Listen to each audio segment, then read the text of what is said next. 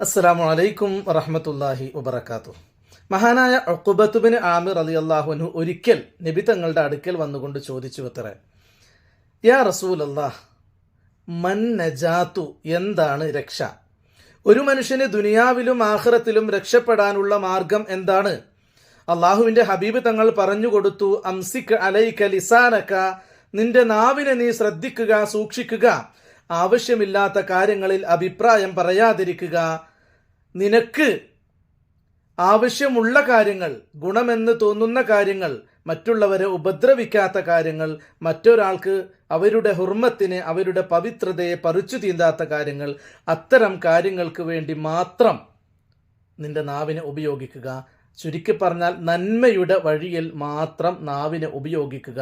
അല്ലാത്ത പക്ഷം അത് വല്ലാത്ത ഒരു പ്രശ്നമായി വരും.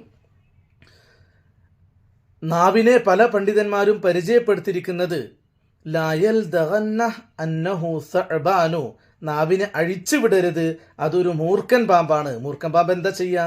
നമ്മൾ ഒരുപക്ഷെ നമ്മൾ തന്നെ വളർത്തി ഉണ്ടാക്കിയതാണെങ്കിലും എന്തെങ്കിലും ഒരു ചെറിയ അപാകത വന്നാൽ അത് തിരിഞ്ഞു കൊത്തും. പാമ്പാട്ടിയാണ് എന്ന് പറഞ്ഞിട്ടൊന്നും കാര്യം ഉണ്ടാവില്ല. അപ്പം അതുകൊണ്ടു തന്നെ വിഷമുള്ള വസ്തുവാണ് നാവ്.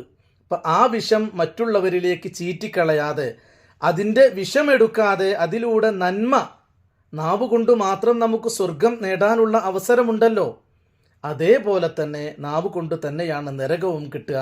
മറ്റൊരു ഹദീസിൻ്റെ അവസാന ഭാഗത്ത് നാം മുമ്പ് പഠിച്ചതാണ്, അധിക ആളുകളെയും നരകത്തിൽ പ്രവേശിപ്പിക്കുന്നത് ഇല്ലാ ഹസ്വാഇദു അൽസിനതിഹിം, അവരുടെയൊക്കെ നാവുകൾ കൊയ്തെടുത്തതിൻ്റെ ഫലമായിട്ടാണ്. ഇപ്പോൾ സാന്ദർഭികമായി ഈ വിഷയം പറയാനുള്ള കാരണം, സമൂഹത്തിൽ ഇന്ന് സംഭവിച്ചു കൊണ്ടിരിക്കുന്ന പല പ്രശ്നങ്ങളുടെയും മൂല കാരണം ഏതെങ്കിലും ആളുകളുടെ നാവിൽ നിന്നും നിർഗളിക്കുന്ന വിഷലിപ്തമായ വാക്കുകളാണ്.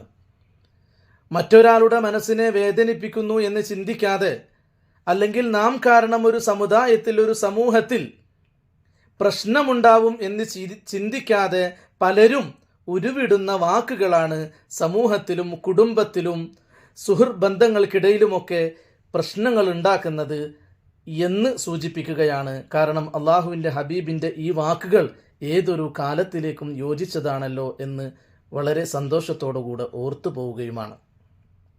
രണ്ടാമത്തെ ഉപദേശമായി മഹാനായിരിക്കുന്ന ഉഖ്ബത്ത് ബിൻ ആമിർ തങ്ങളോട് നബി സല്ലല്ലാഹു അലൈഹി വസല്ലമ തങ്ങൾ പറഞ്ഞത്, വൽ യസഅക ബൈതുക, നിന്റെ വീട് വിശാലമാക്കുക. അതിന് ഒരുപാട് അർത്ഥ തലങ്ങളുണ്ട്. സാമ്പത്തികമായ കഴിവുണ്ടെങ്കിൽ വീട് അത്യാവശ്യം വലുതാക്കി വീട്ടിലുള്ളവർക്ക് താമസിക്കാൻ എല്ലാ സൗകര്യവും ചെയ്തു കൊടുക്കണം. അതിനു പുറമെ നമ്മുടെ കുടുംബനാഥൻ്റെ കഴിവനുസരിച്ച് വീട്ടിലുള്ളവർക്ക് ഭക്ഷണവും വസ്ത്രവും മറ്റു കാര്യങ്ങളിലും വിശാലത വേണം. അതുപോലെ തന്നെ വീടിനകത്ത് സ്നേഹവും സന്തോഷവും ഉണ്ടായിരിക്കണം. ഇതെല്ലാം കൂടി ചേരുന്നതാണ് വിശാലത. അല്ലാതെ ഇസ്രാഫ് പാടില്ല എന്ന് ഇസ്ലാം പറഞ്ഞിട്ടുണ്ടല്ലോ.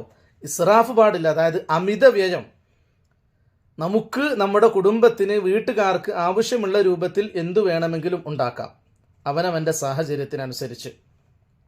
അതും ദുനിയാവിലും ആഖിറത്തിലും രക്ഷപ്പെടാനുള്ള മാർഗമാണ്.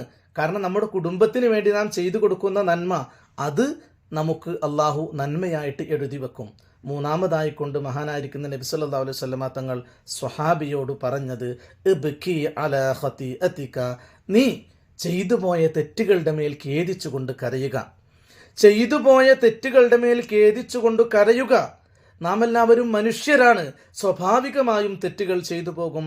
അപ്പം ആ തെറ്റുകൾ ഓർത്തുകൊണ്ട് കരഞ്ഞ് റബ്ബിന് മുമ്പിൽ സാഷ്ടാംഗം ചെയ്യുക.